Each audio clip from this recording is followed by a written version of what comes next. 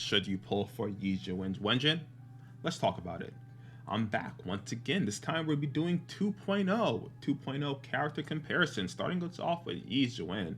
Thank you again to Hoyoverse for the early access to Xuan on the Creator Experience server, where we get the ability to test her out and I can showcase it to you guys and show you guys my results.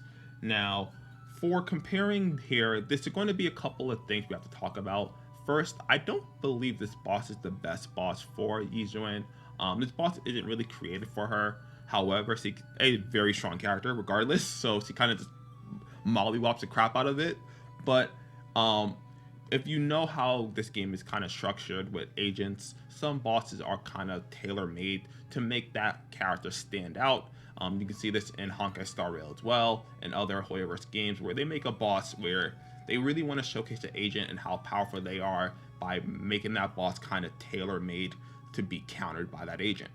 So just to know that the performance here might be higher in another boss that this character is tailor-made for. But back to the gameplay.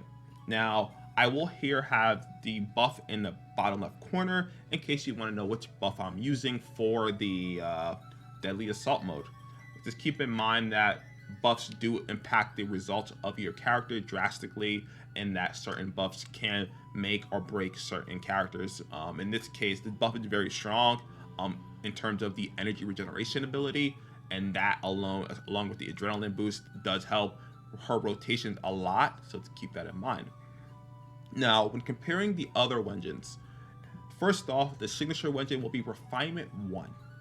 As for the two A-rank Wenjins, they will be Refinement 5. Right now, Xuan is the only Rupture agent in the game, meaning that it's going to be very limited in terms of what viable Wenjin options she's going to have available to her at this time. It's the same issue in Remembrance in Honkai Star Rail, where when they release a new class, they don't release enough of the Wenjin options, but with time, we'll get more and more options. Hopefully we'll get more free-to-play options, like maybe an event Wenjin, and other options that will make it a lot more, will give a lot more variety so you can pick between different Wenjin options. But as it stands right now, we only have 3, with 2 of them being, one being a free Wenjin, which is going to be the middle one. I don't know the names of them, I'm not gonna lie to you. The one at the bottom is, I believe, gotten from the gacha, and then the signature Wenjin will also be gotten from the gacha. So there's only one real purely free option, which is the middle option. Now, in terms of their performance, I did not want to include a Refinement 1 option for the A ranks. Yes, I know that not everyone's going to have the gacha one, Refinement 5, at the start. With time, we'll get that option, but you can kind of start to see right now, if you're watching closely, that the free option is actually keeping up very close to the Refinement 5. But both Refinement 5 are keeping up very close to each other, meaning that if you don't get the Refinement 5, the gacha variant, there's no point. Just go with the free option. It's going to be more than suitable, even though I will mention that the attack boost on it, it's straight garbage. I don't know why they went with attack boost as the stat that they wanted to boost and not HP.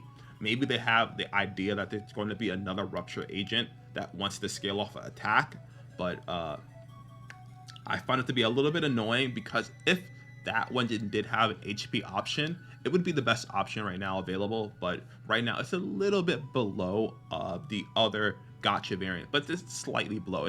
It's negligible, so I wouldn't even worry about it too much. Now, I am going to record both runs, so I thought I'll start recording the A ranks as their own little video.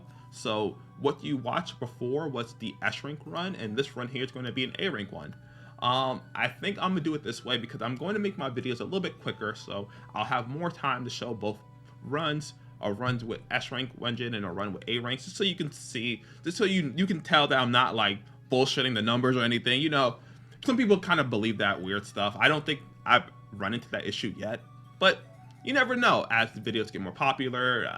I think it's a good idea just to include the A ranks so you can tell the difference between each run. And the one stark difference I noticed is the stun gauge.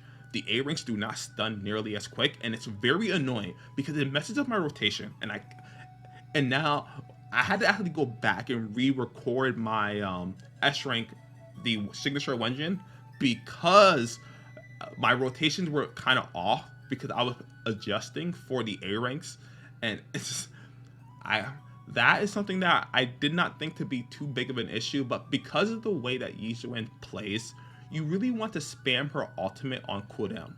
She had access to two powerful ultimates. Both of them do a hefty amount of damage, and you can see me right here using her ultimate while the boss is not stunned, because you want to keep stacks of her I think a point stack she gets each time she casts her ultimate that is filled up via that bar below her portrait. Now, because of that, that causes her to really want to spend all her adrenaline meter as quickly as possible to build up the gauge. So the way it works is that you build up the gauge by using adrenaline, which is the special gauge, same thing. They just changed the name up. And when that gauge is kind of depleted, it will fill up the bottom gauge below her portrait, giving her access to her ultimate, which is her first ultimate. The next ultimate is the standard ultimate, which is built up via decibels. So you have two ultimates, and you really want to spam both of them.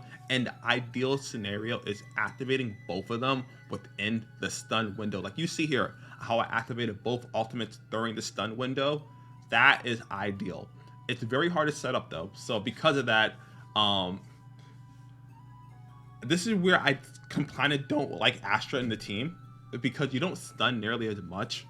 I was having a hard time putting the third slot on this team here. I did consider Pulchra. I tried her out. It wasn't nearly as good, so I don't want to use Pulchra. Mainly because Astra does way more damage. It is what it is, right? My goal here was to actually get a kill with the signature Wenjin.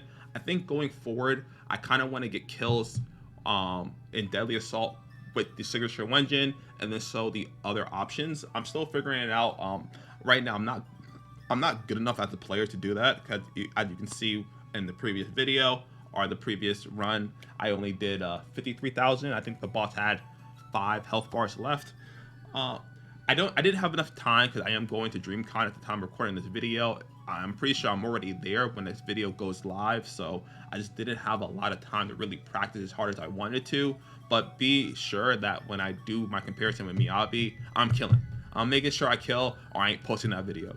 So I'm going to make sure I kill. I'm going to keep trying, practicing, and I'm trying to kill with the M0 variants. So M0 of the agent. I don't want to kill with like Mindscapes on them, and I don't want to put a Mindscape on Astra either to get the kill if I do end up running Astra. So we do have the builds here in the background. I did go for 100% crit, so 68 is the ideal amount. You get 12% from the the drive disc. You get 12% for the drive disc, and then you get 20% from her signature Wenjin. When you don't run the signature Wenjin, then I will have 80% critical rate. I thought that was fair. 80%. This character is not like Hugo. You don't need 100% critical rate, so I didn't need to swap any of my drive disc. The other characters are kind of here or there. They're not the greatest. Pan Yi-hun or Pan Yen-hun. I forget his name. Panda guy. Kung Fu Panda character. Originally, I had him on Astra Astra voice, but I swapped him over to the defensive assist because there's no point if I'm running Astra. Astra's gonna run her set, and then the Panda can run something different. So I ran him with the defensive assist and tried to get the damage bonus from that. I did consider doing the swing jazz on him, a 4-piece. I don't know if that's better or not, because I don't ultimate on him enough to warrant that to happen. So I'm still kind of figuring out. Hopefully I can come to a good idea when we get to the actual comparison between Miyabi. But let me know what you think in the comments down below. Thank you for making it this far. Sorry about rambling. I have to go. It's a trip. Blah, blah, blah, blah, blah. Until next time, I'll see you guys later. Bye.